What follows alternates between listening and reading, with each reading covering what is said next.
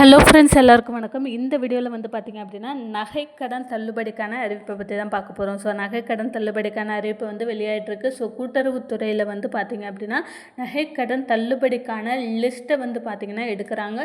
So நகைக்கடன் தள்ளுபடிக்கு யாரெல்லாம் வந்து தகுதியானவர்கள், யாரெல்லாம் வந்து பார்த்திங்க அப்படின்னா தகுதி அற்றவர்கள், நகைக்கடன் தள்ளுபடி நமக்கு கிடைக்கணும், நம்மளோட நகைக்கடன் வந்து பார்த்திங்க அப்படின்னா தள்ளுபடி ஆகணும் அப்படின்னா அதற்கு நம்ம என்னென்ன விஷயங்கள்லாம் வந்து பார்த்திங்க அப்படின்னா செய்யணும். முக்கியமாக வந்து பார்த்திங்கன்னா எத்தனை சவரன் நகைக்கடன் வந்து தள்ளுபடி ஆக போகுது, எந்த மாதத்திலேருந்து வந்து பார்த்திங்க அப்படின்னா உங்களுக்கு இதற்கான நோட்டிஃபிகேஷன்ஸ் பேங்க்லேருந்து உங்களுக்கு இதுக்கான நோட்டிஃபிகேஷன்ஸ் வந்து சொல்ல போகிறாங்க அப்படின்ற ஆல் டீட்டெயில்ஸ் வந்து பார்த்திங்க அப்படின்னா நான் உங்களுக்கு இந்த வீடியோவில் சொல்கிறேன். அதற்கு முன்னாடி நம்ம சேனலை நீங்கள் ஃபர்ஸ்ட் டைம் பார்க்குறீங்க அப்படின்னா மறக்காமல் ஒரு சப்ஸ்கிரைப் பண்ணிட்டு பாருங்கள். அப்படின்னா தான் இந்த நகைக்கடன் சம்மந்தமாகவும் மகளிர் உரிமை தொகை சம்மந்தமான ரெகுலர் அப்டேட் உங்களுக்கு நோட்டிஃபிகேஷனாக வரும். இப்போ வாங்க நம்ம வீடியோக்குள்ளே போகலாம். தமிழக அரசு அடுத்த வருஷம் வந்து பார்த்திங்க அப்படின்னா நமக்கு எலெக்ஷன் வரப்போகுது. ஸோ எல்லாருக்குமே ஒரு தெரிஞ்ச ஒரு விஷயம், அதாவது தேர்தல் அப்படின்ற ஒன்று வந்தது அப்படின்னாலே நமக்கு நகைக்கடன் தள்ளுபடி ஆகுமா ஆகாதா அப்படின்றத வந்து நிறைய பேர் வந்து எதிர்பார்த்துட்ருப்பீங்க. எப்படா வந்து இந்த எலெக்ஷன் வரும், எப்போ வந்து நகைக்கடன் தள்ளுபடி ஆகுமா, போன தடவை நம்ம நகைக்கடன் தள்ளுபடி வாங்கியிருந்தோமே, இந்த தடவை நகைக்கடன் தள்ளுபடி ஆகுமா அப்படின்றது நிறைய பேருக்கு நிறைய டவுட் இருக்கும். அந்த எல்லா டவுட்டும் வந்து பார்த்திங்க அப்படின்னா இந்த ஒரு வீடியோவில் நான் கிளியர் பண்ணுறேன். ஸோ வீடியோவை ஸ்கிப் பண்ணாமல் கடைசி வரை முழுமையாக பாருங்கள். அதற்கு முன்னாடி நம்ம சேனலை ஒரு லைக் பண்ணிக்கோங்க. இந்த வீடியோ உங்களுக்கு ஹெல்ப்ஃபுல்லாக இருந்தது அப்படின்னு வச்சிங்கன்னா ஒரு லைக் பண்ணிக்கோங்க. இப்போ வந்து பார்த்திங்க அப்படின்னா நமக்கு தேர்தல் அடுத்த வருஷம் வரப்போகுது. ஸோ தேர்தலுக்கு முன்னாடியே வந்து இப்போ தேர்தல் அறிக்கையாக வந்து 2021 நகைக்கடன் தள்ளுபடி வந்து சொல்லியிருந்தாங்க. ஸோ அதே போல் வந்து பார்த்திங்க அப்படின்னா நமக்கு நகைக்கடன் தள்ளுபடியும் பண்ணியிருந்தாங்க. நிறைய பேருக்கு வந்து பார்த்திங்க அப்படின்னா தள்ளுபடி பண்ணுறாங்க.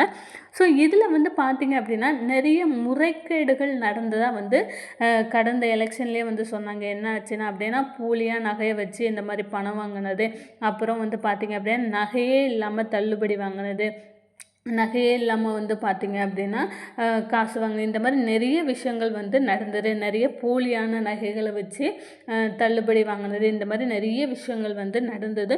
ஸோ அந்த மாதிரியான எந்த தவறும் வந்து பார்த்திங்க அப்படின்னா இந்த முறை இந்த எலெக்ஷன் ஆஃப்டர் எலெக்ஷன்ஸ் வந்து பார்த்திங்க அப்படின்னா நடக்கக்கூடாது அப்படின்றதுக்காகவே கூட்டுறவுத்துறையிலேருந்து நிறைய விஷயங்களை வந்து சேகரிக்கிறாங்க. முக்கியமாக வந்து பார்த்திங்க அப்படின்னா இந்த நகைக்கடன் வாங்கினவர்கள் அவர்களை பற்றின ஃபுல் டீட்டெயில்ஸ் வந்து பார்த்திங்க அப்படின்னா எடுக்கிறாங்க. அதாவது இவங்க நகைக்கடன் வாங்கியிருக்காங்களா, இவங்க வந்து எந்த மாதம் அதாவது எந்த வருடம் வாங்கியிருக்காங்க, எந்த மாதம் எந்த டேட்டில் வந்து வாங்கியிருக்கிறாங்க, இதற்கு முன்னாடி அதாவது 2021 தேர்தல் அப்போ நகைக்கடன் தள்ளுபடி பெற்று இவங்க நகையை வாங்கிட்டு போனாங்களா, அவங்க வந்து பார்த்திங்க அப்படின்னா எத்தனை சவரன் வர நகைக்கடன் வந்து பெற்றிருந்தாங்க, எவ்வளோ ரூபா வந்து அவங்களுக்கு தள்ளுபடி ஆச்சு, அதுக்கப்புறம் எத்தனை சவரன் வந்து பார்த்திங்க அப்படின்னா தள்ளுபடி ஆச்சு, இவங்க வந்து கவர்மெண்ட்டில் ஒர்க் பண்ணுறாங்களா, தனியாரில் ஒர்க் பண்ணுறாங்களா, இவங்க எந்த வகை ரேஷன் அட்டைதாரர்கள், இந்த மாதிரியான நிறைய விஷயங்கள். அதுக்கப்புறம் பார்த்திங்க அப்படின்னா இவங்க மகளிர் உரிமை தொகை வாங்குறாங்களா இல்லையா, இவங்க குடும்ப அட்டை வந்து பார்த்திங்க அப்படின்னா வறுமை கோட்டிற்கு கீழே உள்ள குடும்ப அட்டையா, இவங்க வந்து பார்த்திங்க அப்படின்னா இவங்க ஆதார் கார்டில் உள்ள அட்ரஸ் வந்து கரெக்டாக, இவங்க ஓட்டர் ஐடியில் உள்ள அட்ரஸ் வந்து கரெக்டாக, இந்த மாதிரியான ஏகப்பட்ட டீட்டெயில்ஸ் வந்து பார்த்திங்க அப்படின்னா இந்த நகைக்கடன் வாங்கினவங்ககிட்டேருந்து வந்து டீட்டெயில்ஸ் சேகரிக்கிறாங்க. ஸோ நிறைய விஷயங்கள் வந்து பார்த்திங்க அப்படின்னா இந்த தடவை நடக்க போகுது. முக்கியமாக வந்து பார்த்திங்க அப்படின்னா இந்த நகைக்கடன் தள்ளுபடி ஆகும்.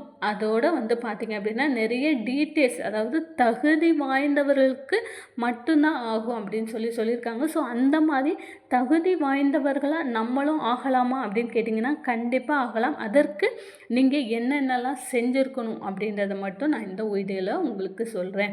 பல்வேறு சூழல்களுக்கு இடையே நகைக்கடன் தள்ளுபடி வாக்குறுதியை நிறைவேற்ற அரசு முடிவு செய்வது. இதற்காக தமிழகம் முழுக்க கூட்டுறவு வங்கிகள், தொடக்க வேளாண்மை கூட்டுறவு கடன் சங்கங்கள் ஆகியவற்றை நகைக்கடன் பெற்றவர்களின் பட்டியலை விரைந்து சேகரிக்க அரசு உத்தரவிட்டுள்ளது. அதாவது யாரெல்லாம் நகைக்கடன் வாங்கியிருக்கிறாங்கன்ற பட்டியலை வந்து தயாரிக்க போகிறாங்க. இப்பணியில் கடந்த 4ஆம் தேதி முதல் தமிழகம் முழுக்க தீவிரமாக மேற்கொள்ளப்பட்டு வருகிறது. 5 பவுன் வரை நகைக்கடன் பெற்றவர்கள் தள்ளுபடி பெறுவர்.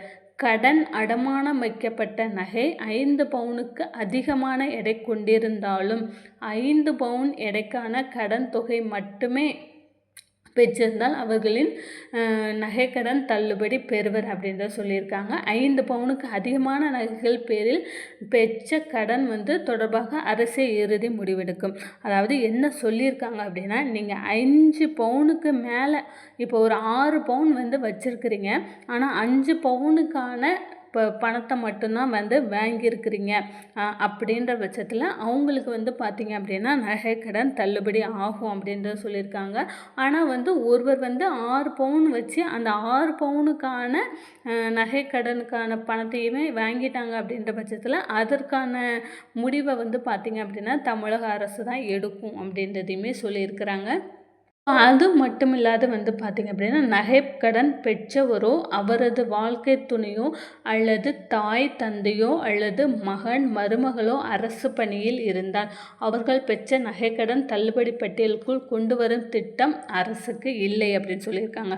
என்ன அப்படின்னா, உங்களுடைய வீட்டில் உங்கள் ஹஸ்பண்டோ இல்லை பார்த்திங்க அப்படின்னா உங்கள் ஒய்ஃபோ உங்களுடைய குழந்தைகளோ யாராவது பார்த்திங்க அப்படின்னா அரசாங்க வேலைகளில் இருக்கிறாங்க, அரசாங்க சம்பளம் வாங்கிட்டு இருக்கிறாங்க அப்படின்னு இருந்தால் அவர்களுக்கு நகைக்கடன் தள்ளுபடி அப்படின்றது கொஞ்சம் டவுட்டான விஷயம்தான் அப்படின்றத சொல்லியிருக்காங்க. மற்ற அனைவருக்குமே மேலும் தள்ளுபடி என்பதை இலக்காக வைத்து முறைகேடாக யாரும் நகைக்கடன் பெற்றிருந்தாலும் அவர்களின் தள்ளுபடி பட்டியல் சேர்க்கப்பட மாட்டார். அதாவது தள்ளுபடி ஆகும் அப்படின்றதுக்காகவே சும்மா பார்த்திங்க அப்படின்னா போலியான நகைகள் வச்சு நகைக்கடன் வாங்குறது இந்த மாதிரி எல்லாம் பண்ணியிருந்தாங்க அப்படின்னா அது அரசாங்கம் கண்டுபிடிச்சு அவர்கள் நகைக்கடன் தள்ளுபடி பட்டியலிருந்து நீக்கப்படுவர் அப்படின்றத சொல்லியிருக்கிறாங்க.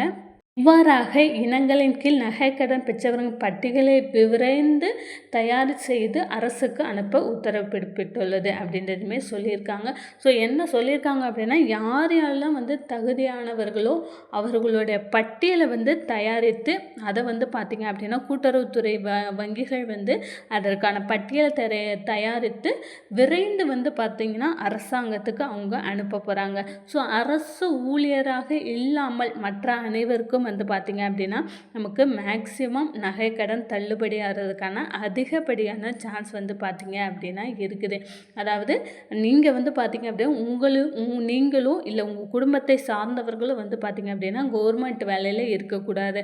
மற்ற அனைவருக்குமே பார்த்திங்க அப்படின்னா நகைக்கடன் தள்ளுபடி அப்படின்றத கிடைக்கும் அப்படின்றத சொல்கிறாங்க. ஸோ மேக்சிமம் பார்த்திங்க அப்படின்னா நிறைய பேரோட பேர் பார்த்திங்க அப்படின்னா லிஸ்ட்டில் வர்றதுக்கான சான்ஸ் இருக்குது. ஸோ மேலும் நகைக்கடன் சம்மந்தமான ரெகுலர் அப்டேட் நீங்கள் தெரிஞ்சுக்கணும் அப்படின்னு நினச்சிங்கன்னா மறக்காமல் நம்மளுடைய சேனலை சப்ஸ்கிரைப் பண்ணுங்கள். இந்த வீடியோ உங்களுக்கு ஹெல்ப்ஃபுல்லாக இருந்ததுன்னு நினச்சிங்கன்னா ஒரு லைக் பண்ணுங்கள். தேங்க்யூ.